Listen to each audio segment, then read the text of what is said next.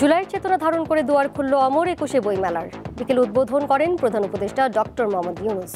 ছুটির দিন ছাড়া প্রতিদিন বেলা ৩টা থেকে রাত ৯টা পর্যন্ত উন্মুক্ত থাকবে বইমেলা।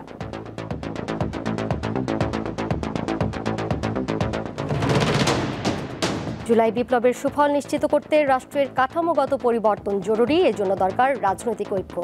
রাজধানীতে এক সেমিনারে এমনটাই বললেন সংবিধান সংস্কার কমিশনের প্রধান আলী রিয়াজ।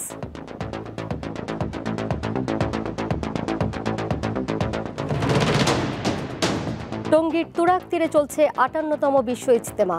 প্রথম পর্বের প্রথম ধাপের আখেরি মোনাজাত কাল। দ্বিতীয় দিনেও বয়ান শুনে ও ইবাদত বন্দেগীতে মশগুল লাখো মুসল্লি। রয়েছে কঠোর নিরাপত্তা ব্যবস্থা।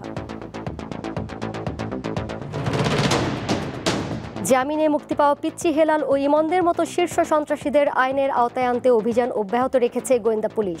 দুপুরে সংবাদ সম্মেলনে এ তথ্য জানান ডিএমপির অতিরিক্ত কমিশনার রেজাউল করিম মল্লিক।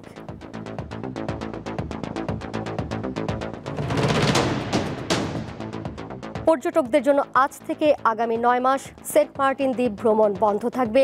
একই সময় বন্ধ থাকবে কক্সবাজার থেকে জাহাজ চলাচলও। দ্বীপ বাঁচানোর প্রয়াসকে ভিন্ন পথে নেওয়ার সুযোগ নেই বলছেন উপদেষ্টা।